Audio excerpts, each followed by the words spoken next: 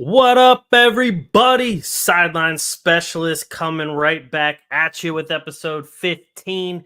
We had our very first week of NFL regular season action almost coming to a close. We have a little bit left, just one more game. College football had their week 2 take place with plenty of upsets to talk about, and we'll hit on any of the current news as well. So, without further ado, let's get into it.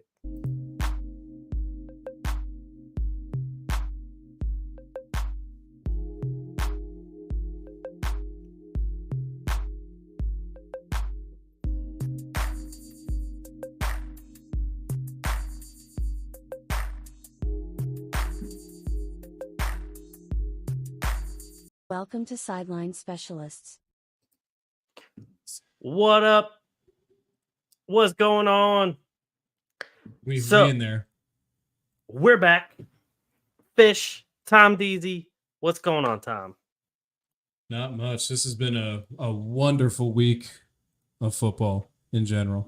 It's one of the best weeks of the year. NFL is back. I think you would agree. Oh, yes. It is just, and the college football keeps rolling. We're getting to see who is and who isn't a team worthy of a ranking. And it's been fun. Yes. And college football, plenty of upsets, plenty of good games, but across the board. NFL also plenty of just crazy shit, plenty of games where we're like, oh, okay, we expected that. And then also plenty of games where it was like, well, didn't see that one coming, especially fantasy football wise. So, yeah, I'll say the game everybody's going to think of right off the bat. Bengals Patriots. Oh my. Yeah. Oh my. So, I mean, Bengals are the team I cheer for after the Eagles. Since getting drafted, Joe Burrow never gets off to hot starts, but to lose to a Patriots team as depleted as this one is in Cincinnati is a bit wild. I mean, I think we'll just start with that off the rip. I know we usually do some chatting, but might as well. We're trying to shake things up. We're going to try and run this podcast when Monday Night Football's on, so we can talk about that as it happens too, as well as noting all the other stuff. But yeah, that game was definitely the shocker of the week by a long shot. I don't know if there were any other ones that were too crazy, but yeah. By the way, go ahead. Real break in the action. Yeah. Right before we hit record, we were just talking about the Phillies being no hit. Kyle Schwarber just hit a home run. Of course he did. He gets player of the week for his 5 home runs last week, and he hits one today. Thank you, So the Kyle. Phillies are now up 1-0 in the bottom of the 6th. Just wanted to throw that out there. We have 1 hit, 1 run, ladies and gentlemen. I love that. Classic Phillies. But yeah, it's been super fun. I tried to watch at a minimum highlights of every game. I did watch some of the full replays though. Hello, dogs. How you doing? Best game of the week. I'll throw my candidate out there if you want to do the same. Houston versus Indianapolis was absolutely incredible. Yeah, that game blew my mind. Absolute battle of sophomore QBs just dueling back and forth. Anthony Richardson had a full game under his belt with Jonathan Taylor. Looked pretty damn good. So I really liked what I saw out of the Colts. That's for sure. I don't know. I had what is your dog angry at? We've had the windows open all day for once, so any kind of noise that even is slightly different, they're like, who's out there? Yep. The protection mode goes into effect immediately. Exactly. There were a few games that I thought were, not only exciting, but just like overall, I would say like surprising, which made it entertaining. Games like, like Chicago, Tennessee was fun because they didn't even score an offensive touchdown and still won the game. But I would probably have to say Detroit versus the Rams. Yeah. Okay. Puka Nacua goes down. he leaves the game. Detroit at home facing Matthew Stafford again. Stafford putting up 300 plus yards, but also Detroit's run game. It just, I mean, Montgomery and Gibbs just going at it.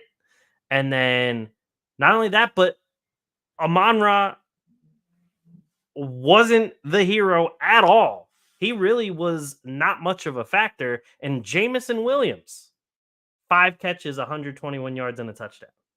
Yeah. I like that game a lot. He popped off. Other honorable mentions that I can throw out there as far as just really, really entertaining games to watch. Arizona Buffalo did not disappoint at all. Arizona should have probably won that game. I don't know if you've seen the clip, but on that last Arizona drive, Marvin Harrison Jr. was about 30 yards from any Bills defender alone by the freaking end zone. And Kyler just didn't see him because he's too goddamn short and couldn't see fucking over his lineman or some shit. I don't know. But I saw the clip today and was just cracking up because Marvin is literally on the 5, basically just standing there waving, like, please see me. And he did not. So, dude, I was so annoyed because my one fantasy team that I do with my brother, my wife, my sister-in-law, and then like a bunch of my brother's friends. Not only did I have Marvin Harrison Jr., but I had Zamir White. I also had, and I thought this was going to be terrible, I had Tyreek Hill, who gets detained right before the game and like put on the ground and put into handcuffs. Yeah, which I'm sitting here going like, this is another Scotty Scheffler situation, isn't it? Like, literally. Exactly. Because I'm sitting here going like, I've seen the far off footage and he doesn't look like he's being uncooperative. He's kind of just standing there. I need to watch the body cam, but I'm sitting here going like, there's no way you don't know who he is if you're working the fucking Dolphins stadium. No shot. Exactly. Like, there's no shot. He's probably the best receiver in the entire NFL. What are we doing? But he ends up playing 80-yard bomb because it's Tyreek, and that's what he does. That's his whole business. And of course, the touchdown celebration, putting him in handcuffs. I'm sorry, but that's funny as hell. Like, I love him for that. It was and great. Waddle putting on the handcuff. Funny as hell. Love him for that. Have to have a sense of humor about these things because I think he knows there's not going to be. Genuinely, I think he knows there's not going to be too much blowback from this. But exactly. But yeah, so I did want to just bring up the rookie class in general, because we brought up Marvin Harrison. He only had one catch. Brian Thomas Jr. found himself in the end zone. He caught a really nice throw from Lawrence. I mean, that throw couldn't have been more perfect. Caught that ball in the back of the end zone. Ladd McConkey also finding the end zone. I picked him. Game there. I picked him in an anytime TD parlay. It did not hit. I missed on I missed on somebody that I felt like was pretty much a lock, but I'll look at it in a second. Okay. I missed by one. Missed by one. Yeah, I hate that. There was last year I did a parlay with 4 people to score the first touchdown, not just any time. And I had 3 out of 4. Pain. I was like, I should have just left it at 3. I would have made so much money. That's how it always is though. Like I had a college football one on Saturday for the late games, like the 7 or later, and the only one that screwed me was Kansas losing to Illinois. Right. Yeah. And then the Eagles game, Hurts did not get enough rushing yards, and then Christian Watson did not catch enough yardage. I've been close on all of them, and I'm just like, you fuckers. I'd rather get like all of them wrong than get than like that close. No, I'd rather look and see that 4 out of 9 were like fucked, because then I'm like, all right, we just missed this week. When it's 1 and it's close, I'm like, you bastard. How dare you? So, but to go off that for the rookies, Jaden Daniels, very nice week. Yep. Washington's defense just sucks a whole lot of ass. Daniels was 17 for 24 for 184 yards, as well as 88 yards on the ground with 2 rushing touchdowns. Caleb Williams, like I was saying before, Chicago did not score an offensive touchdown. However, he's the first quarterback that was the number 1 pick to win his first game since David Carr. Not Derek, Oh, ladies and gentlemen. not David. Derek. 2002, Houston, Texas. How we doing? His game was abysmal, though. We need to be really crystal clear. He did not even have 100 yards passing. With a wide receiving core like that, there's no excuse. I understand you're a rookie, first week jitters. Well, I don't care. You have Keenan Allen, Rome Odunze, and David Moore. Like, you got to get that done, man. And Odunze he has a knee sprain. They MRI'd him today. It could have been a lot worse. It's just a sprain. He will not miss that much time. So that's huge for them. He could probably still practice lightly, which is great because they'll just get more integrated. But I was gonna say injuries around the league. If we want to do that, did you have any more rookies to note? Well, there was also Bo Nix. Struggled a bit. Game. Had some like decent moments. Had a rushing touchdown in there that looked good, like he made a good decision. Nobody was really getting open. Oh dear. Fumble by Breece Hall. 49ers ball in deep within Jets territory just now. Well, that's not going to help me win my one fantasy game. Fred Warner is Fred Warner, and he punched that shit out like it was literally like his life depended on it. He just right hooked. Just saw that. Right hooked that ball. Oh, by the way, Bill Belichick is on the Manicast. So that's fun. Seeing Belichick in retired life, he is a completely different human being. He's finally a human. Yeah, the robot is gone. He's wearing a freaking he's wearing a shirt with the name of a United States destroyer on it. USS Carl M. Levin, DDG 120. So that's badass. Does it have sleeves? I will give you updates if he has decided to de-sleeve this hoodie or not. It was a fun week to watch. There were definitely some standout moments. I think.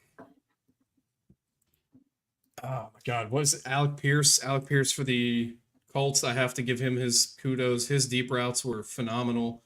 Most of Anthony Richardson's yards came on those because I want to give Richardson a lot of credit because he stuck in there and made a bad performance into a better one with the deep passes. True. 9 of 19 is nothing to be happy about. I know he's going to be pissed at himself all week, not only for the loss, but also for that.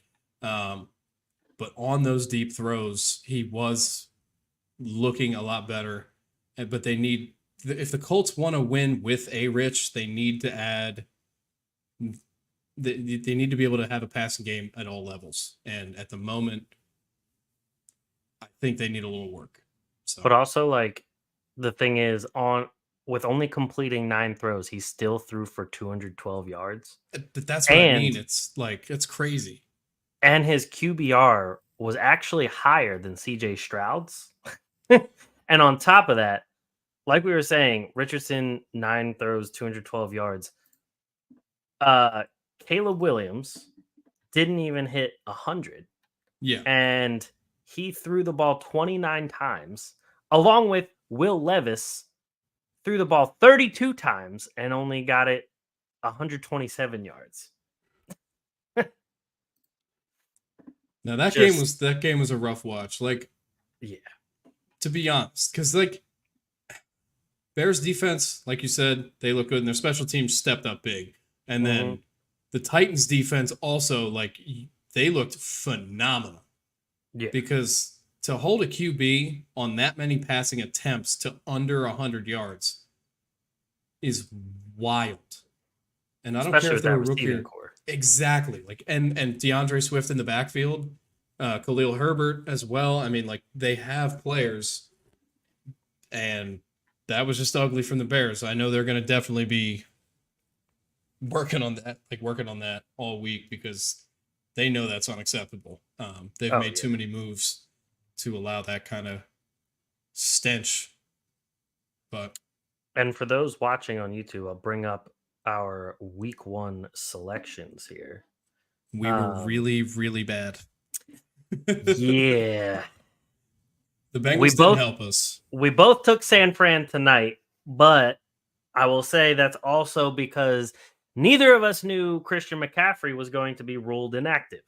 Yeah, and nobody knew that until about 7:00, so exactly. A little rough. So that's a bit of a big shot right there. But for those listening audio wise, not including the Monday night game since we're recording while that is going on, I was 8-7. Tom was 7-8. We almost literally had the same thing, even though we didn't pick the same teams.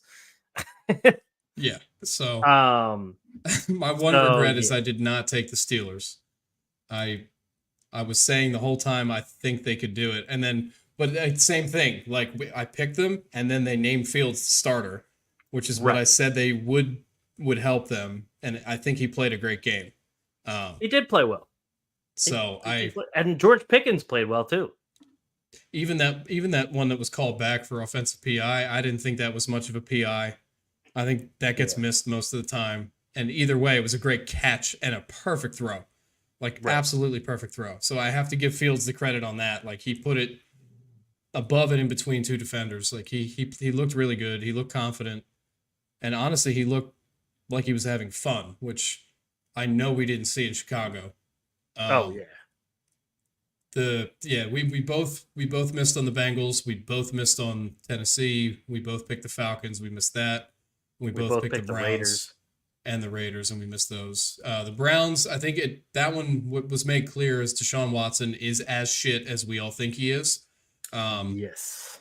There's a viral clip going around of him going to help up one of his O-linemen and his O-lineman slapping his hand away. So that's a great sign if you are the GM of that franchise, who just absolutely threw all their cap space into an absolutely useless piece of shit, who, by the way, just got sued again. So, so I need to see his ass out of the league.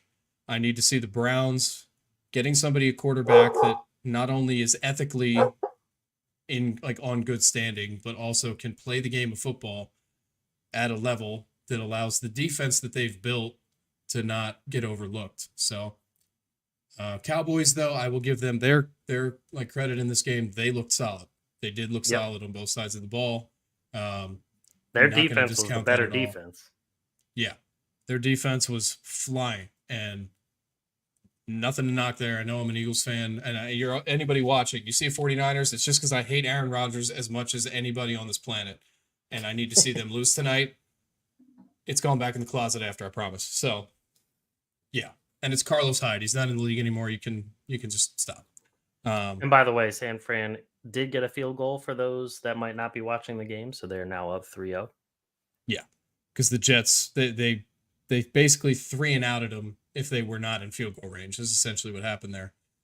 Even after having the ball gifted to them in great field position. So, so I just wanted to point out with the Browns game, when I initially picked the Browns, I thought that the offense would be average enough to get some points, and their defense, which is what the reason they made the playoffs anyway last year. I thought that they could force Dak into mistakes because we've seen that happen before with Dak with good defenses. Yeah. Neither of those two things really happened. And Agreed. Cleveland just looked pretty terrible. If I was Cleveland, I would be contemplating, not even contemplating. I'd probably be warming up Jameis Winston with the first string this week. 100%. I think Jameis is better than Deshaun Watson at this point. At this stage of Watson's career, I think so too. I look at Jameis Winston, and even in the off-season, preseason, all that, anything that came out about Jameis was he was like the vibe check. He was just the happiest dude in the building. I know you're paying Deshaun Watson. If you have to cut him and eat that contract, I think you do that sooner than later. Like you just give up a year. Because it's at this point you have to realize this is a disaster. You have to see it. The writing's been on the wall and it's really bold now. And as much as Jameis can get criticized, and which I understand. He's been in the league for a long time now. I think he offers you a better opportunity to win in a division where you need to be winning. Like there's no getting behind. Like Cincinnati, yes, this is a blip, and Burrow starts off cold. He won't be cold this whole fucking season, trust me. And obviously the Steelers defense is looking just as good as they've always been, if not better. They absolutely dominated that, like in that Falcons game. And then the Ravens, that game was winnable the entire time, to be clear. Yep. The entire time. So if the Browns want to actually keep up, sneak in with a wild card again at a minimum, they have to be willing to make the moves that might hurt their feelings because they made these moves in the first place to get a guy like Watson. We all thought that trade was insane when it happened. And like from that moment where they got all that feedback to now, they should have enough evidence to warrant benching Deshaun Watson. Guy, you know what? Sorry, go ahead. You do your thing, and then I'll move into another. You're good. I was just gonna say, like, look at what Cleveland did with Joe Flacco compared to Deshaun Watson, and everyone's like, "Oh, Joe Flacco's cooked, Joe Flacco's washed," and so on and so forth. And like, he got them to the playoffs. The offense actually looked very good under Joe Flacco until the playoff game, but like, they looked worlds better than when Deshaun Watson was playing. And it's just it's night and day. Jameis, I mean, like you said, you can see with Jameis that people enjoy playing with him because not only is he fun, but like the dude loves football. Exactly. Like he's like a field coach. Football. Yeah, he's like an on-field coach. You know what I mean? Like it's and there's so much to want in that. Like, and if you're the O-line, you would want to block more for him. If you're the running backs, you would also want to block more for him. Like there's all these things that matter in a game. If you're seeing in week 1 that an O-lineman is refusing to get helped up by his own quarterback, that is as big a negative as you could see on the field. That's it. Oh, yeah. Like that's a death sentence for a guy. Like, I'm sorry. Those are the guys who are supposed to have your quarterback's back, and they won't even accept that from them. That's it. It's over. Yep. So, I was going to say another guy I need to just be happy for is Sam Darnold.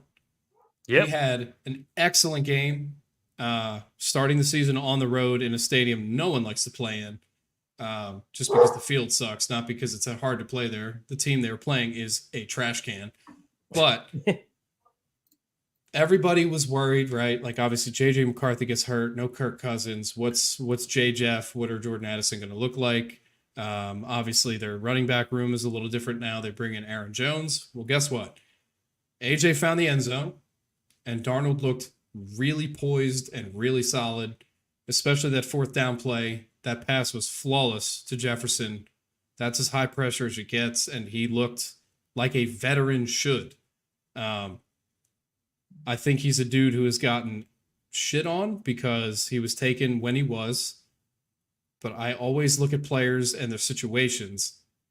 He went from the Jets before they had anything good about the organization at all. Right now, the coaching, I would say, is in a decent spot. And Joe Thomas being, or what's his name? Joe Douglas? The GM of the Jets? It's Douglas, I think. Oh, yeah. I forget his name, but yeah. Big baldy, but like front office-wise, they're finally good.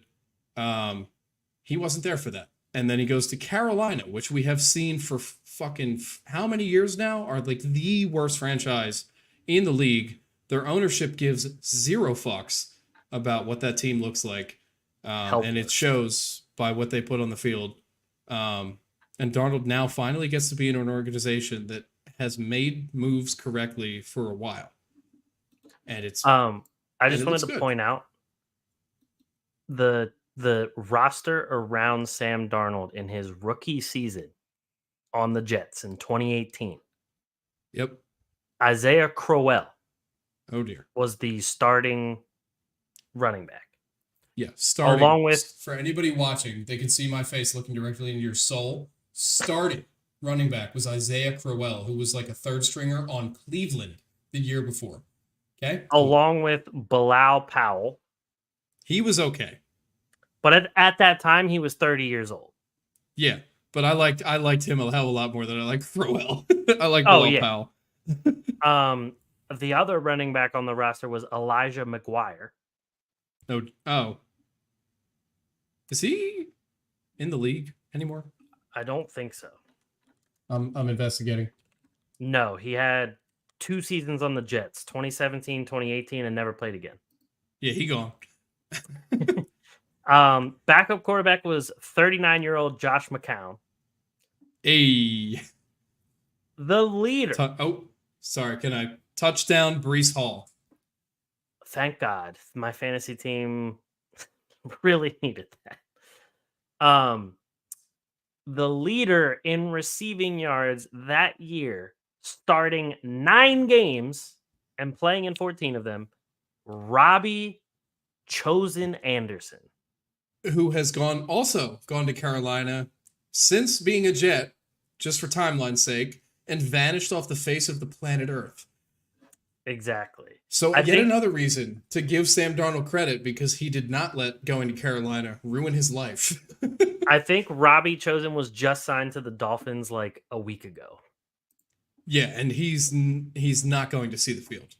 No. He's going to be a practice squatter until any of the receivers that made the active roster have an injury, and it'll probably take 2 injuries to ever get him up. So he led the team in receiving yards with 752.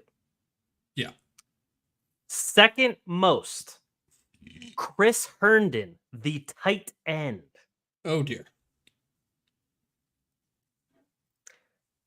And the other 3 wide receivers that got the most in that time period were Quincy Enunwa, Jermaine Kearse, and Terrell Pryor, former Ohio State quarterback. Yeah.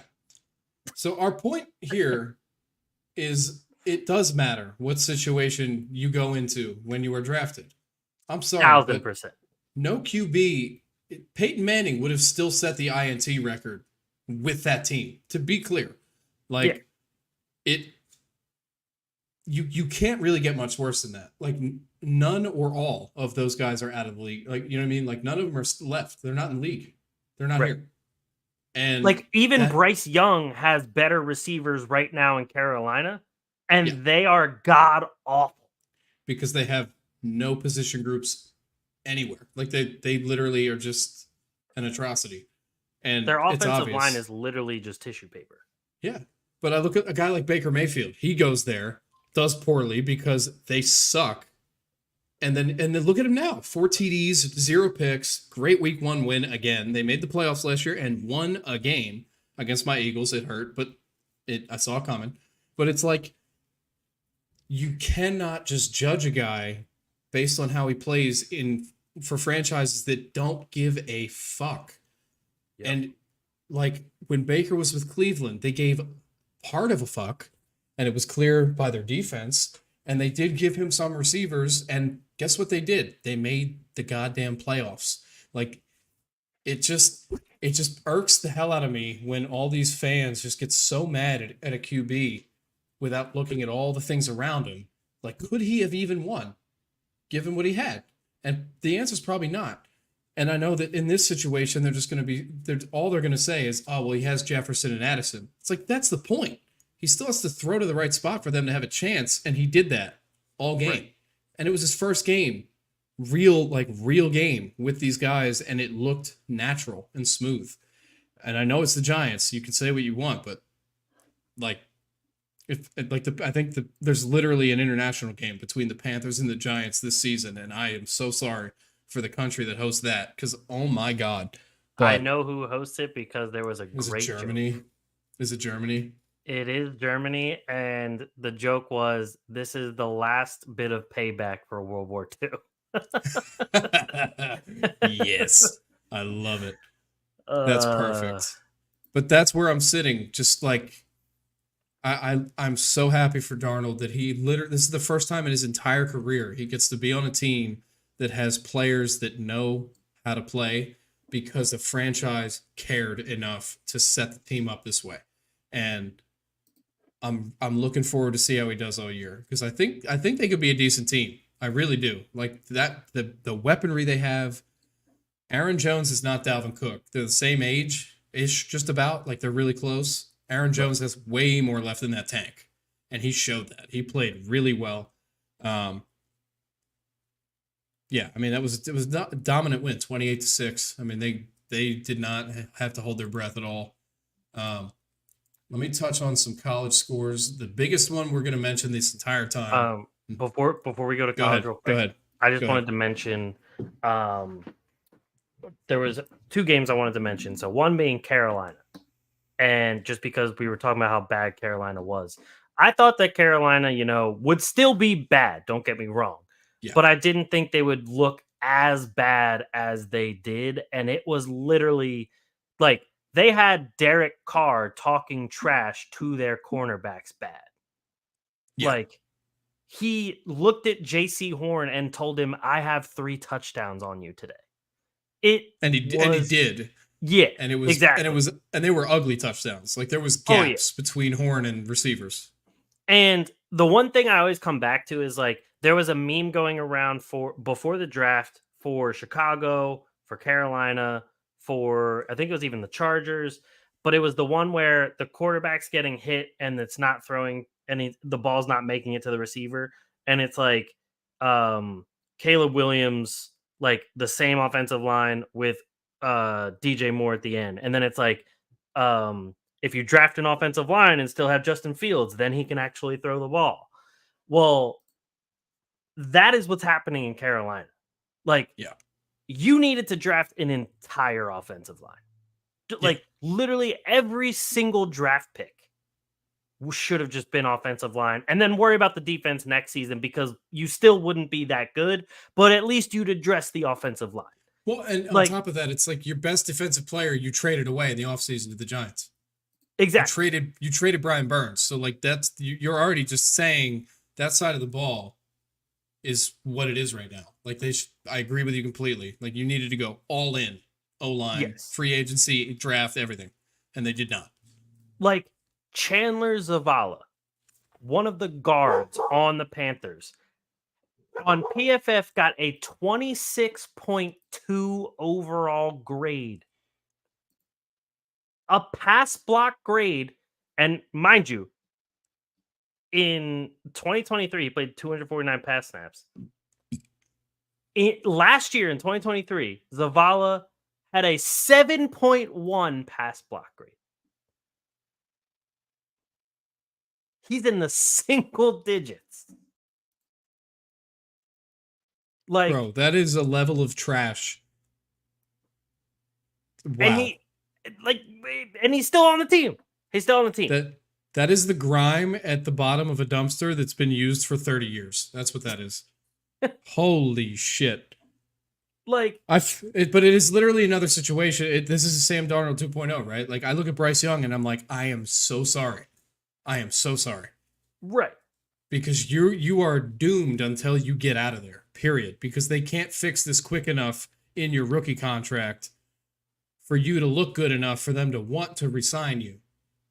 Exactly. And that's the truth. And it's like he doesn't deserve this, but no one does. Like if that franchise disappeared and they replaced it with something else, no one would care. The Carolina people would, but I don't know why, because they shouldn't want this anymore. So and the whole thing stems back to Carolina's owner, who's a huge jackass. Completely. But that's beside the point. The other game I wanted to bring up was, just because we didn't get a chance to talk about it, and it feels like forever ago now, was the Ravens game. I was ready to just turn the game off after the illegal formation. The illegal formation calls. Like, I understand this is a whole thing that actually, as I just say it, fucking San Francisco gets an illegal formation. Perfect time. But like Probably it's a weak I just point. don't understand why this is a point of go ahead. emphasis call this year. Because, like, was this really an issue last season? I don't remember illegal formations really making that much of a difference last year. Nor do I remember like ever looking at the offensive line and being like, "Wow, that guy's lined up really far back." Like, No, and it wasn't even that half the time. Like it was Ronnie Stanley a bunch of times, yeah, who was tall as shit. So he was just kind of standing up a little taller, which is Yeah. not a. I'm sorry, but every time they called it and they showed the replay, I'm like, there's nothing wrong here. right, Like the play is not negatively affected for the Chiefs because he has stood up a bit. It just made no sense. Like it literally felt like this new rule was made so O linemen had less of a chance of doing their job, and exactly. especially for the Ravens on that night, it just felt like it was so constant. It was so constant. It was insane. And then my problem with any sport is when the referees will call one thing against one team and never call it against another. And that was my issue. Is like, if the Ravens are doing it this much, there's no way the Chiefs haven't done it at least once. And it just irked the shit out of me. It happened, I think, once in the Eagles game, and it was because Lane Johnson does his like super quick like pre-snap jump back, and in that instance, I'm like, all right, fair, because that's kind of bullshit. But Right. it just bothered me. And then you look throughout the game. I said it was winnable throughout for the Ravens, and it really was. The biggest note I made about that game is Derrick Henry only had 13 carries, and that is not enough to Not warrant at all. bringing him in. He should be 20 plus every game. He's a guy who's big enough to wear down linebackers and D linemen. You have to use him for that because it will open things up for Lamar when he runs, because obviously he had plenty of rushing yards that game. He did his thing. But you have to be able to do that. Like defenses need to at least, like, any given play, a defense needs to, like, a couple of those players need to be unsure of what the play is. You know what I mean? Like, they have to, and the Ravens were a little bit predictable. So as much as the refs were definitely on their case, they had every opportunity to win that game. He had Zay Flowers so open in the end zone at the end that it was ridiculous, and he missed him by a mile. And I really don't know what happened there. But yeah, I mean, it's game of inches, and obviously likely had half of his pinky toe in the fucking white, and that's the end. But I know. I think the Ravens are still good enough. Go ahead. Sorry, go ahead. So it just sucks because I agree that Derrick Henry needs to be getting those carries. Like the first drive, he was featured so much and got into the end zone, and like they looked like they were ready to just be unstoppable. And then after that, it was just like the whole game plan just seemed to change, and it just stopped from there. And I was talking to my friend James. Shout out James. We were talking about football because he said he enjoys watching and listening to the podcast, and he brought up a great point where the whole, like, the Ravens were in pistol and shotgun so often, and a lot of the time, because like the offensive line, they replaced so many people, there were 3 brand new offensive linemen, and like it showed. And so whenever there was an actual run play for Derrick Henry, it was obvious, and he got bottled up in the backfield a lot after that first drive. And it's very similar to when the Eagles got DeMarco Murray, who was very, very good at running when the QB was under center. But the Eagles started doing tons of shotgun, and DeMarco Murray kind of was rendered useless because he sucks running out of shotgun. Shout out Chip Kelly. Exactly. And so, like, they're doing the same thing with Derrick Henry right now. And we all know that Derrick Henry is an absolute powerhouse monster, that if you just get under center and hand the ball, he's going to make it into a positive. Yeah.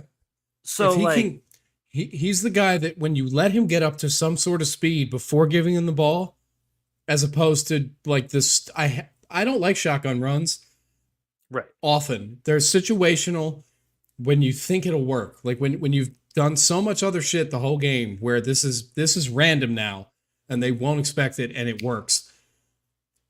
He is not. I agree with you. Like he is not the guy for that. He is a dude that needs a head of steam running at people to use his frame that he was blessed with. Like he is humongous.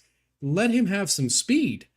Take the ball from Lamar with speed, throw his body into people. Even if they hit him, he's going to give you some yards on that first down. You're giving up free yardage on first down by not using him in formations that are like tailored to his gifts as an athlete. And it just you sit here going like, this was against the Chiefs. This is a team you have to beat in any time of year to make a point, let alone like get over the hump. And obviously if they play again in the playoffs, we need to see something different. Like we have to, because you especially know what the Ravens are. I do as not a Ravens fan. Like we all know. They're a great team with one of the best athletes in the NFL at quarterback. Yep. And all these people saying like, oh, Lamar Jackson anywhere else and picture him as a running back. A, go fuck yourself. B, you're wrong. He's great. And exactly looking past his greatness at the moment is because, let's be real here. He has Zay Flowers at number 1. After that, I'll give credit to Rashad Bateman. He had a good game, finally. Solid game.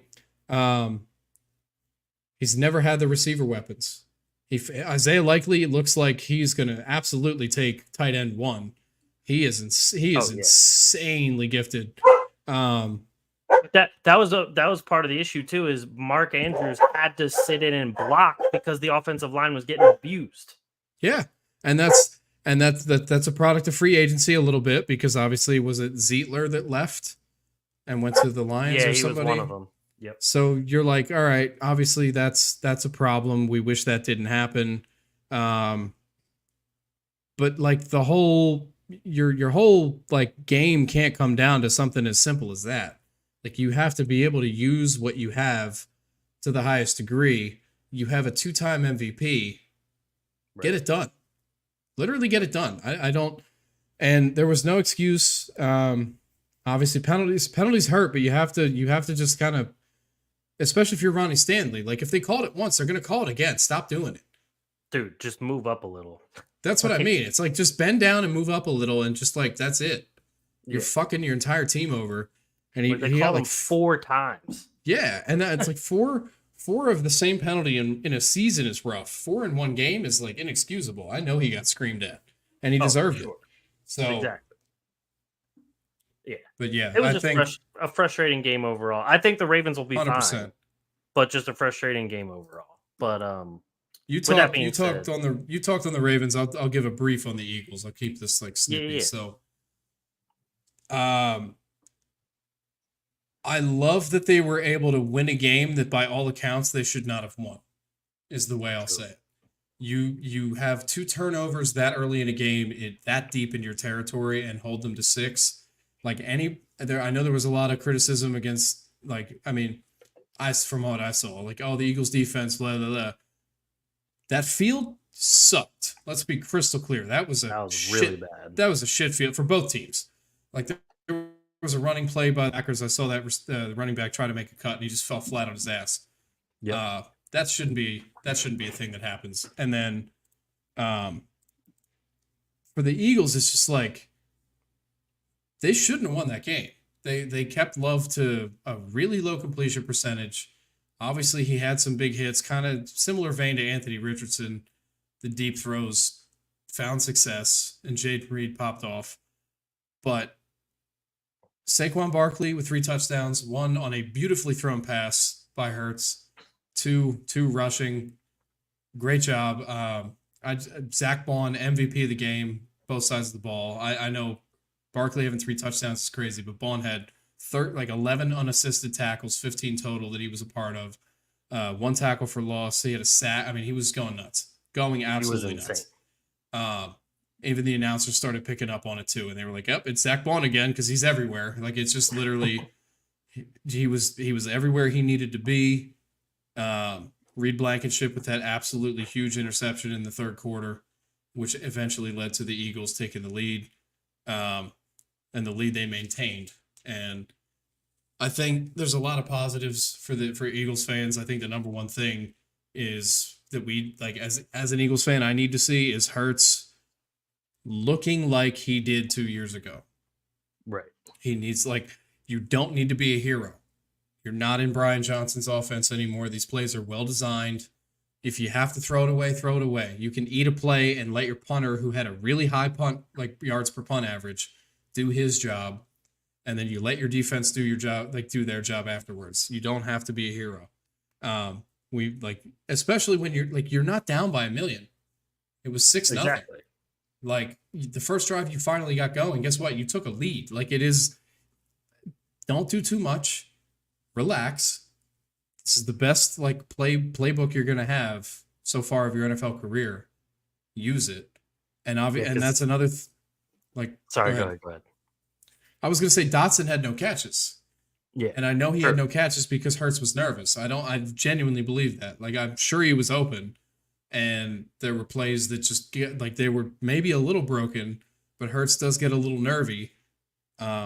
I know it's a big stage. You're the only game on that night. You're in a country you've probably never been in your life on a field that's dog shit. I get it. There's a lot of factors. The Eagles O-line played fine. They really did. We had some sacks, so I can't even be mad at that. Obviously, people were like, well, where's Bryce Huff? It's really hard to get a jump off when you push your foot and your foot slips backwards. Right. The sacks we had in this game were mostly by the secondary rushes when Love just got kind of boxed in by the initial push of the D line. So I take that into consideration too. It is a win. It's a win against the playoff team last year that not only demolished Dallas in Dallas, but almost beat San Francisco. And all they did in this offseason was bolster their defense and try to get better everywhere. And the Eagles got a tough win, and I'm proud of them for that. There's a lot of adversity in that game. 3 turnovers is tough to win a game. Got it done. But it is one of those I'm going to sit back and say, yeah, that was far from perfect. Obviously, I know they can be better than that, and I expect them to be in the future. So, yeah. Yeah, I mean, the very beginning of the game, I was a little worried because I was like, uh-oh, those 2 turnovers looked bad. One obviously is all right, Jason Kelsey's not there. There's probably going to be some bad snaps here and there. There was even bad snaps here and there when Hurts wasn't ready for them with Jason Kelsey there in the first place. So that, that was neither here nor there. It's week 1, whatever. But the interception he threw when he was trying to throw to Devontae, when there was 3 defenders there, I was like, come on now. You knew that was a dumb throw. That's a ball you never throw. It just, exactly. And he's been in the league long enough. He's played enough high-level football. He went to Bama and Oklahoma. You've played under the lights. You've played in these big situations. There's no excuse throwing that ball.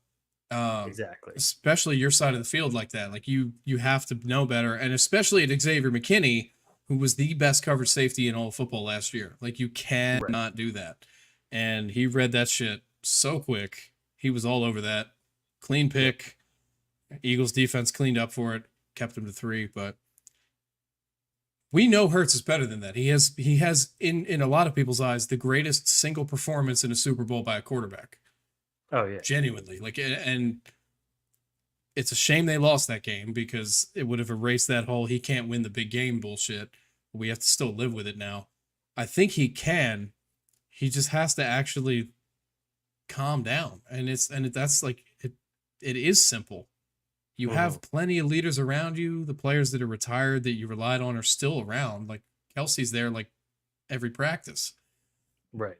Not even getting paid. He's just I want to be here. You can just lean on them. You don't have to, he doesn't have to live in his head. But yeah, I'm definitely looking forward to this coming week. I will say as the last thing before we move over to college, because we'll do our picks for week 2 at the end. Daniel Jones sucks a lot. And the Giants need to start looking into their next quarterback. That's all I need to say. Agreed. So, with that being said, let's talk about some college. I'll bring up some of the scores, at least from the top 25 games.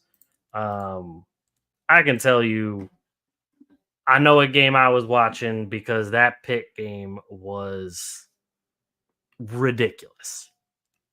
I had to watch the replay of the game because I was playing volleyball at the time it was going on.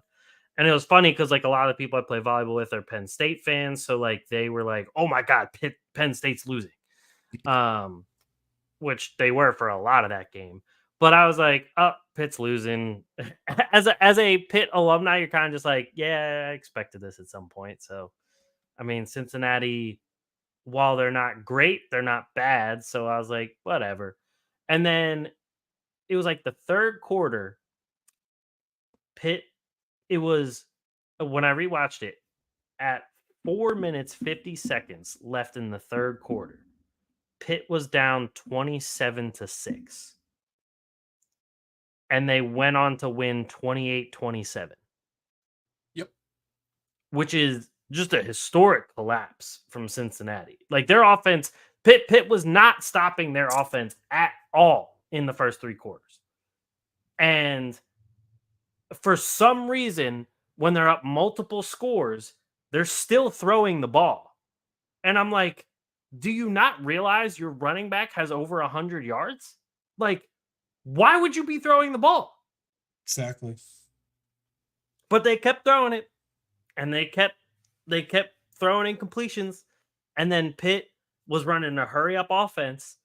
And Eli Holstein, I gotta admit, dude's got some wheels. He can run. Like he's not like Lamar or anything, but he's got a little bit of speed.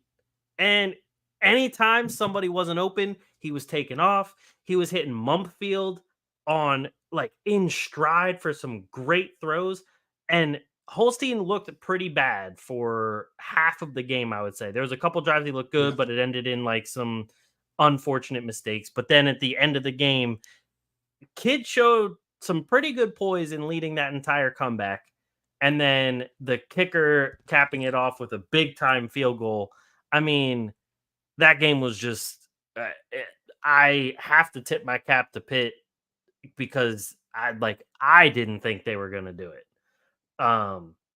But we all know what game was the biggest game though. You and I were just talking about it. NIU over Notre Dame. That felt so good. So good.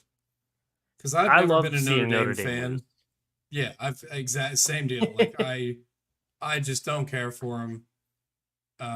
And to see a school led by a coach who cares as much as Thomas Hammock does beat a team like Notre Dame in South Bend, not only is it absolutely historic, but for so many reasons, it just meant so much to them.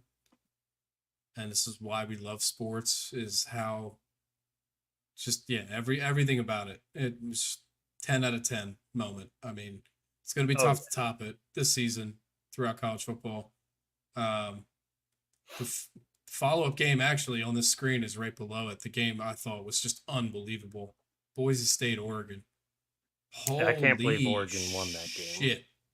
That game was insanity. Boise State's running back is as advertised. He is unbelievable at the game of football. I'm ridiculous. Bring up Ashton Jaunty.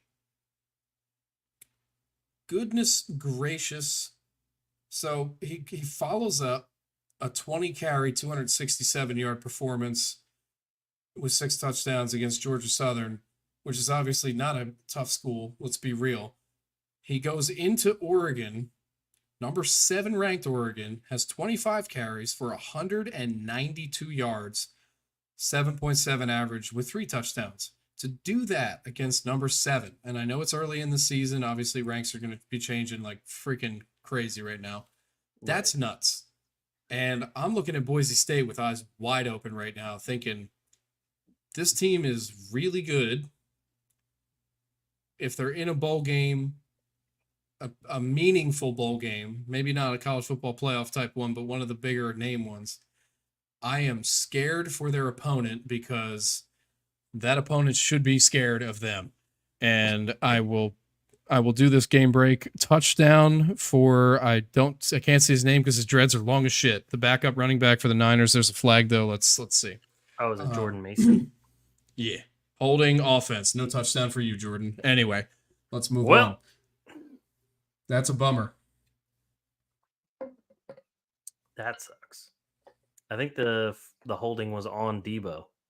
Also, did Debo change his number this year, or is that a thing I just missed? That's a good question. I was actually wondering the same thing.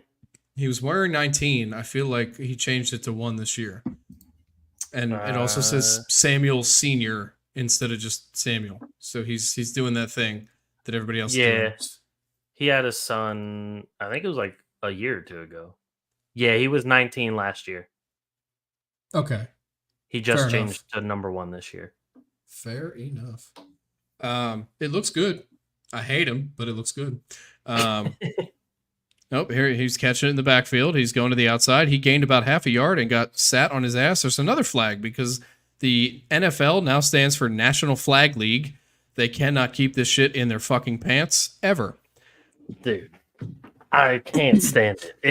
It's been so bad. Like, I didn't know that Brazilian soccer was actually in disguise as the NFL. I didn't know that. but here we are, and not a fan. Oh, that's on the offense again. It's pass interference on Kyle Juszczyk. How the hell did a fullback interfere with passing? Let's go ahead and take a look at the replay. Wait, yeah, that's... What? I really want to know where did he block somebody? Yeah, he blocked him too far down the field. Yep. Yeah, and way too early. Yeah. That's all right. Good call, but yeah. Anyway, yeah, so Penn State was another game that I kept hearing a lot about because I'm friends with a lot of, unfortunately, Penn State fans. But Bowling Green was up on Penn State for a while. A lot of this game. For a while. At half, which is the big one. Yeah. Like, they were up 24-20 at half, but they were up 24-7 for a little bit before the Penn State actually scored those 13 points in the second quarter. And I mean, the quarterback ended up with 2 interceptions, but still threw for 254 yards and 2 touchdowns for Bowling Green. Connor Bazelak. We're gonna Bazelak. Let's say Bazelak because it sounds Bazelak. Cool. Sounds like Cadillac, but just spelled really fucked up. Exactly. It reminds me of the one where the guy's like Cadillac. Okay, we need to send that to him and see if he'll adopt it as his fucking bullshit. Oh, he needs it. He needs it. But Penn State's running game. I mean, Singleton, 119 touchdown, Debo Samuel. Of course. Always. They got backed up 2 miles and made it up in one fucking play because Mason ran it to the 3. They handed off to Samuel and he took a hit and dove in. I feel bad for Mason. So do I. I'm like, why are we not giving him this carry? He just put in all that work and got a touchdown call back. Debo almost fumbled it too. I just saw that. He was I'm actually fumbling it. I'm shook he didn't actually. It's impressive he held that.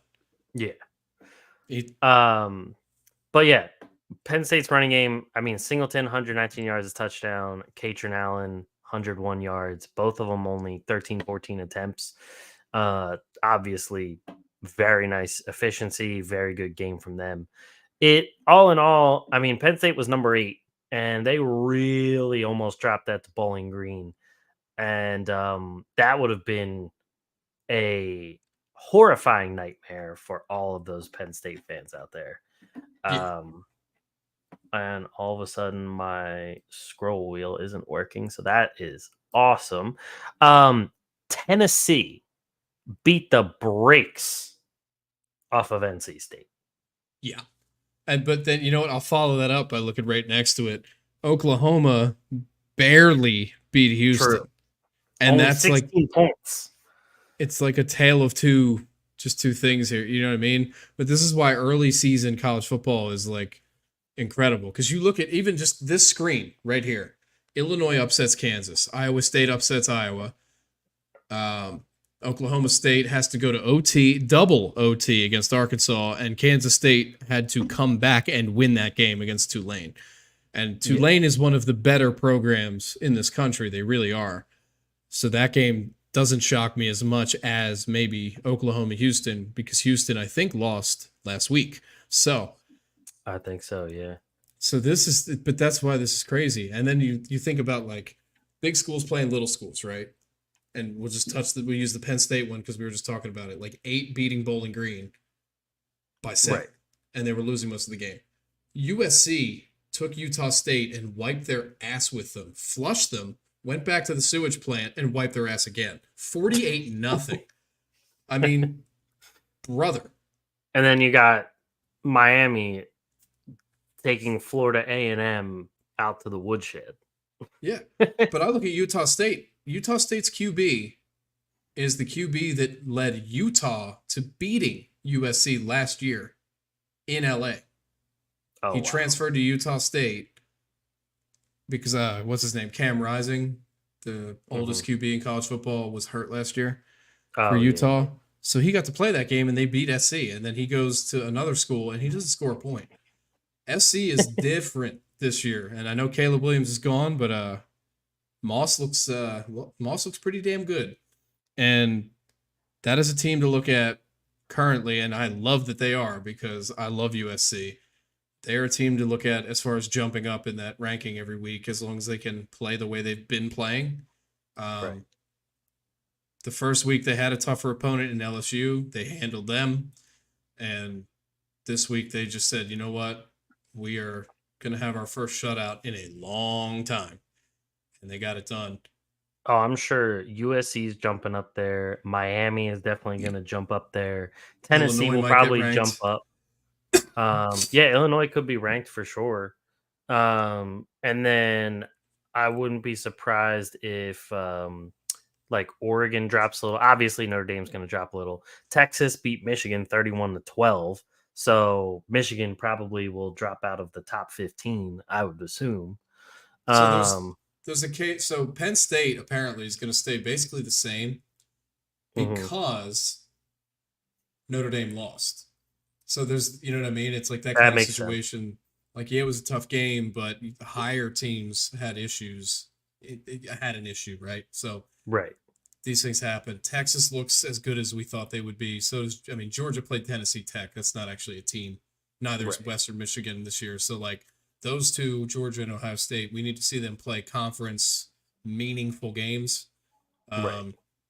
Georgia had a decent game last week, didn't they? Yeah, and they shit all over Clemson, but I think Clemson's actually pretty overrated too. So Clemson will keep falling. 34-3 on Clemson. Yeah, so I mean, by week 4 or 5, we should have an idea of what teams are actually good. Is how I kind of view it. That's how I view it every year. Right. Because these first weeks, these big schools do pay teams to come in and play, and Notre Dame for 2 years under the same coach has lost those games, which is so funny. That coach has to be on his way out after that. Oh, 100%. He's cooked. You lose one of them, you could maybe have redemption. Lose 2 of them, get the fuck out. Yeah. That program, as much as I don't like Notre Dame, they have too much pride to allow a coach to stay when he's not succeeding. Exactly. It's the same kind of thing. I wish Penn State had that same kind of feeling because James Franklin's ass should have been fired like 5 years ago. However, he's still here. So when they go up against a top 10 opponent, they're going to lose. And that's where we're at. I'm still very mixed on Pat Narduzzi for Pitt. So we'll see how that happens too. But that's the game. I know, obviously, I'm biased, but that's the game I am looking for next week because it's the motherfucking backyard brawl. Country roads. Pitt, take West me Virginia. home. I should say Pitt versus the Inbreds. Versus John Denver. Exactly. It's going to be. I mean, I would hope it's going to be a good game. I would love a Pitt blowout, but it's probably going to be a good game. West Yeah. Virginia at least put up a fight against Penn State in week 1. But I don't know. I like the fact that Pitt looked pretty good in week 1 against Kent State. The offense was clicking. They looked very good. Week 2, the offense hit a rough patch. However, they figured out how to get out of the hole, come back, get the win. The defense scrapped. They came back and just completely shut down the opposing offense. I like all of those things and just putting them all together now.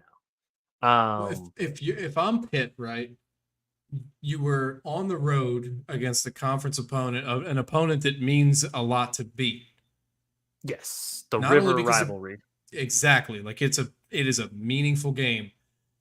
You were down big, you came back and won that. Confidence has to be at an all-time high.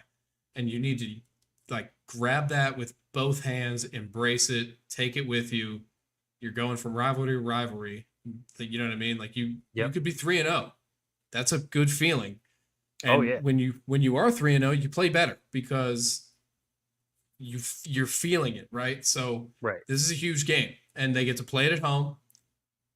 That matters a lot. Do they still play in what was formerly known as Heinz Field before they renamed it to something shitty? Yes. Yeah, so you get to play at a stadium with pedigree too. Like, just win the fucking game. It's a big one. I'm gonna look at the full slate on my screen real quick. I want to see what we got. Yeah, I can go back to top 25 at least. I'll pick a game I'm feeling. Friday we do have Arizona versus Kansas State. That's actually other top 25 games. We have Missouri versus Boston College. And that's it for top 25 versus top 25. Oh, I see Notre Dame's already down to 18. And that's totally valid. Yeah. One game that I think will be sneaky good. South Carolina hosts LSU. That could be a solid game. I'm feeling like that could be a really fun game to watch. Oregon State. I think Oregon will roll them, but it's an in-state rivalry. Always if Tulane keeps up what they did this week, they might be able to pull off an upset over Oklahoma. I think they definitely can. I'm looking at that game preview on ESPN. The leading passer, rusher, and receiver in that game are all Tulane Green Wave players. So, oh wow, that could be interesting indeed. Does Vanderbilt play? Because Vanderbilt and UCF are two teams I'm really paying attention to because Vanderbilt put up a big ass number again, and UCF did as well. So I would love to see. UCF plays TCU at TCU. Okay, that's their first test for sure. Does Vandy play? I could just control F this, but I'm being lazy and I'm scrolling and trying to hope that they played Georgia State. Well, that should be a W because they put up 55. They put up enough points that the scoreboard at their stadium had to announce that they had run out of fireworks because they had scored too much. So, and it was like, we will buy more next time. So yeah, those are two games I'm probably gonna at least take note of because I want to see these smaller schools or smaller football schools do well. Yeah, I guess Boise State's not playing. Aren't they Mountain West?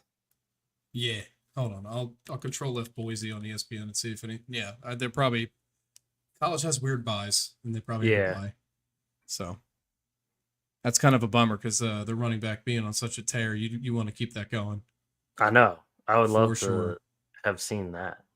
Good old Temple plays Coastal Carolina. Probably lose again, but the Chanticleers are going to go ahead and destroy them because Temple sucks. Yeah.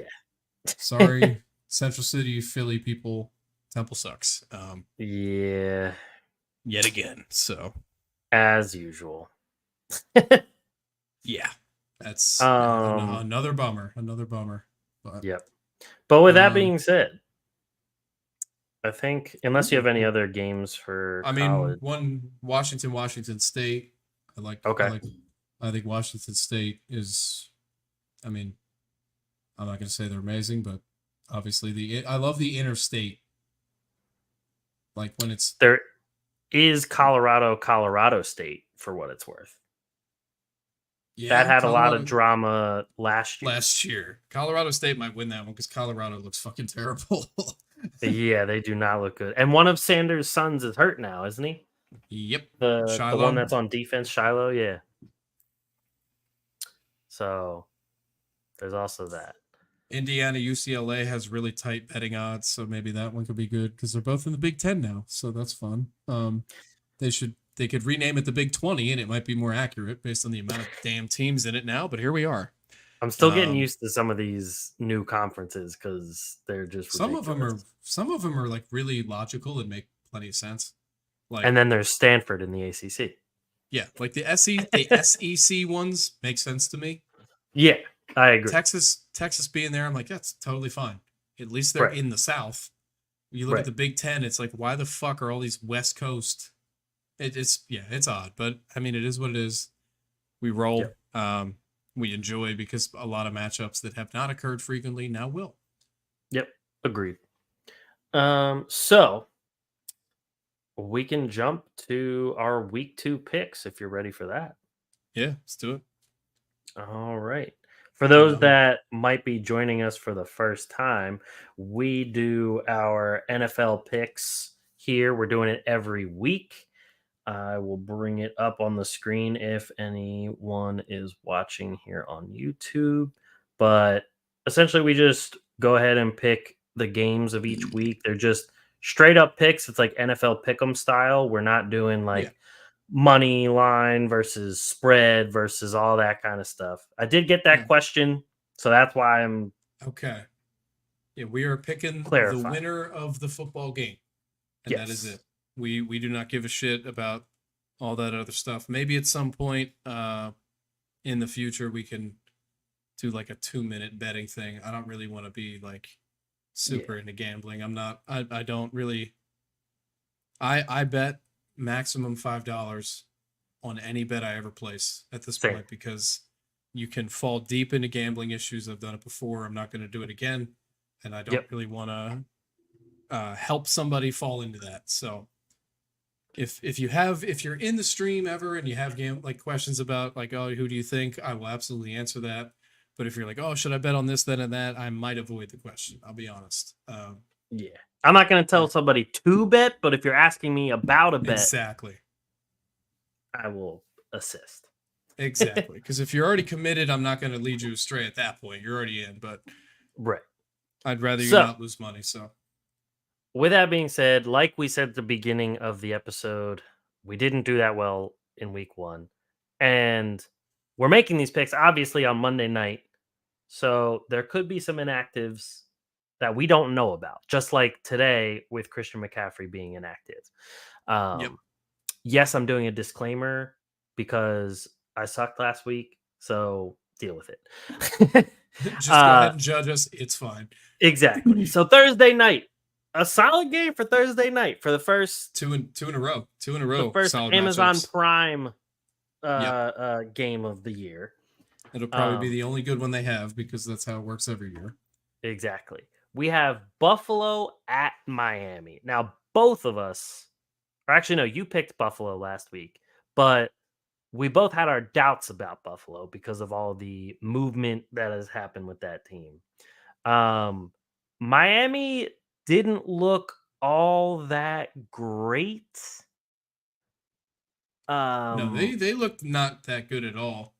They weren't putting that together. I'm going to take Buffalo in this game. I'm just going to absolutely pick it immediately. I just think, I mean, they've matched up a lot recently, obviously, and both finally they're like on level ground as far as what we view them as like talent wise. Buffalo just seems to have an edge over them. I don't care if it's on the road either. Like this game was a home game this past game was a home game for Miami against Jacksonville, and that game came down to an absolute last second field goal. So Yeah, Don't I mind me. do your thing. I will. I'm taking Buffalo 100%. Yeah, I think I'm leaning a little more towards Miami just because of like Tyreek and how fast this offense really can be.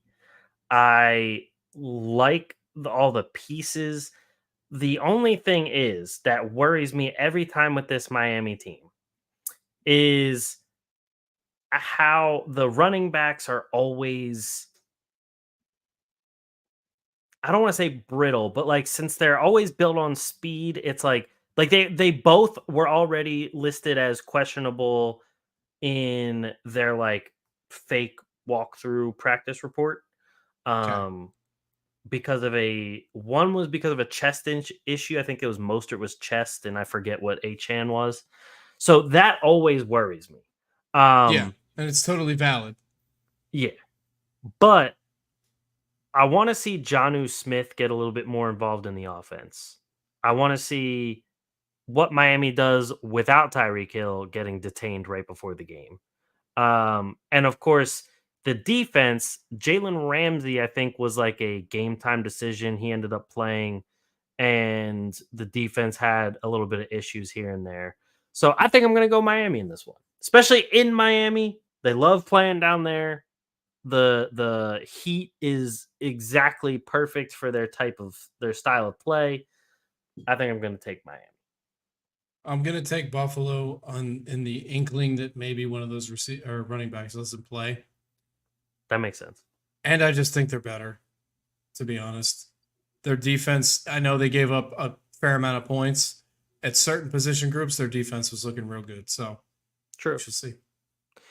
So that brings us to the Las Vegas Raiders at the Baltimore Ravens.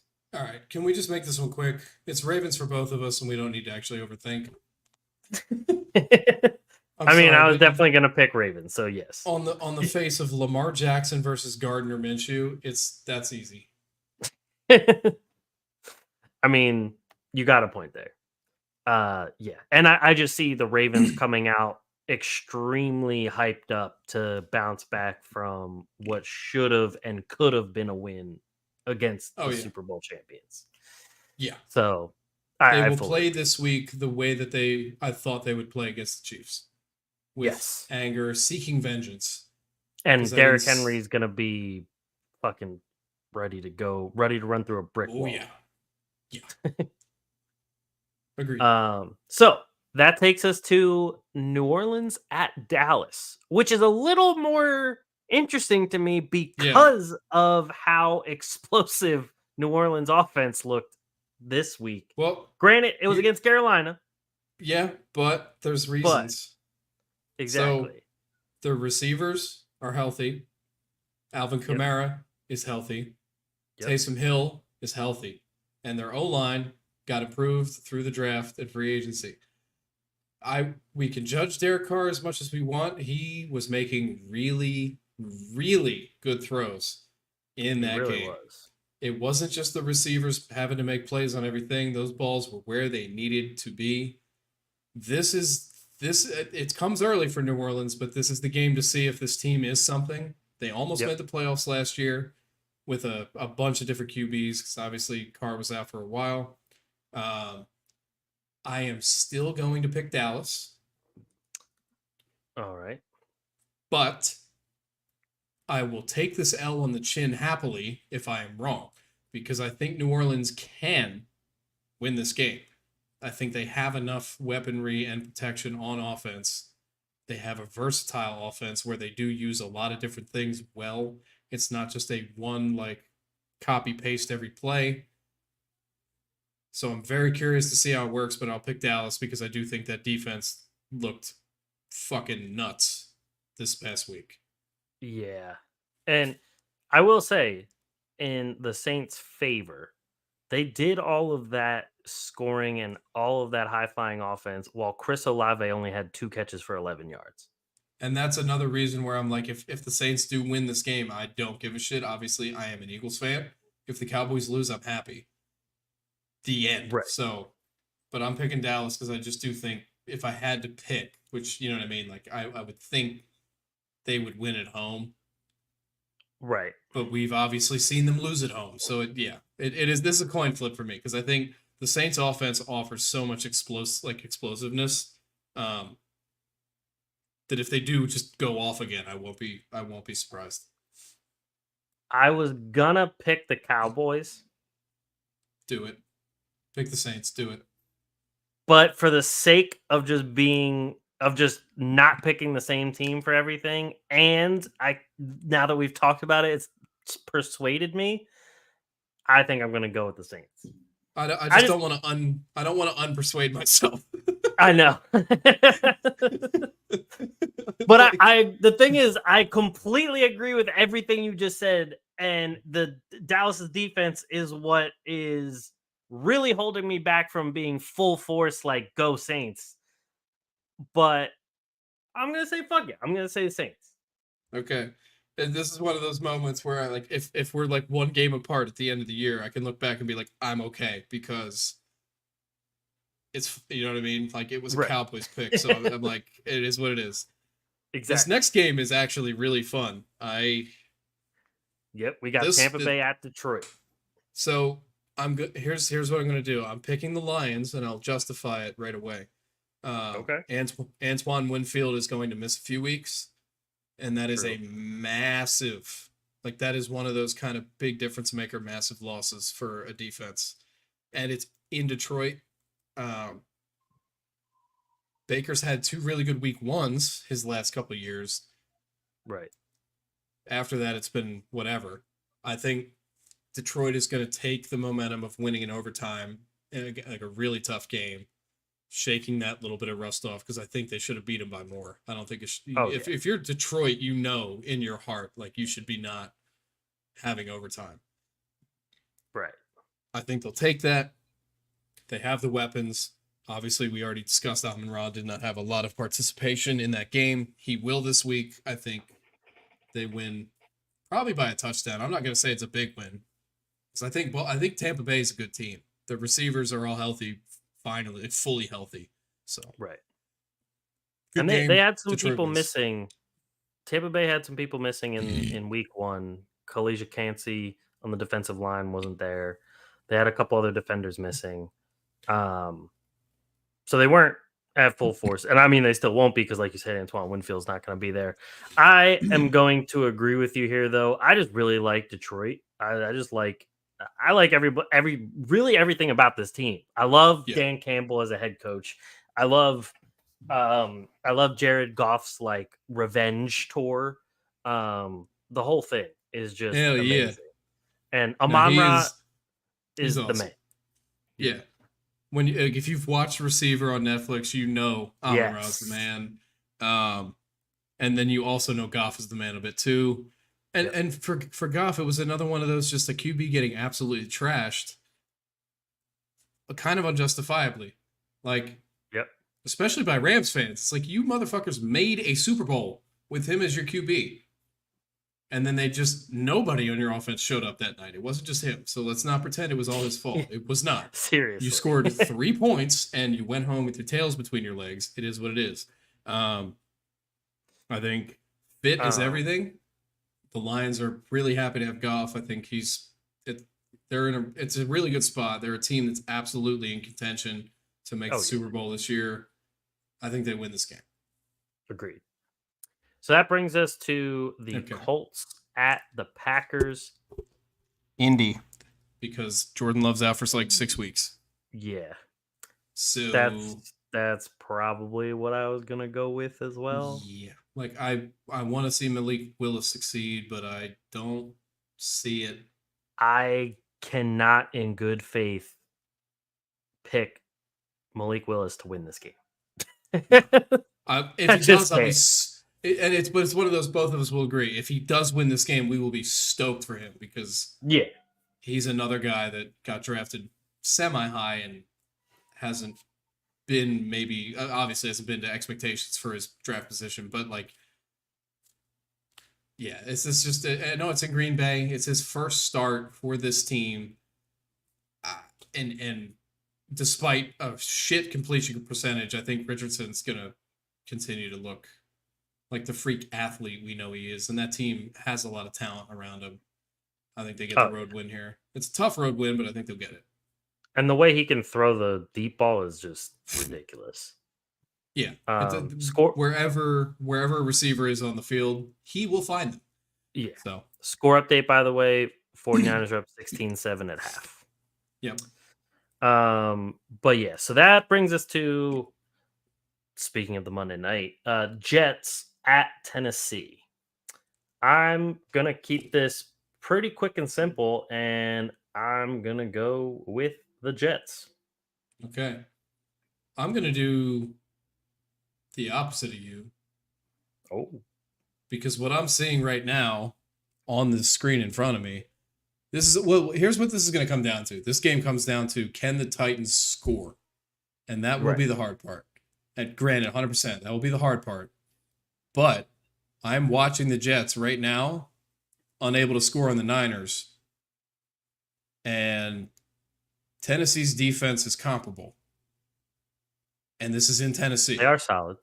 So I'm going to just pick Tennessee because I want to believe that Tennessee's defense will get them a win. I believe they should have this past week. We agree on that. It was their offense and special teams that absolutely gave that game away. Yeah, I think Tennessee's pissed off. They get a home game now to get a win against a good opponent like Aaron Rodgers and the Jets. Yep. I think they'll take that one. Ooh, All I right. like this. I like this next one. I like this next one a lot. I'm just picking the Jets literally because of what you just said. I don't think that Tennessee's going to score enough. And that's fair. Yeah. I'm hoping they do. You were assuming they won't, and that's fair. Yeah. So yeah, that takes us. That's why we're doing this.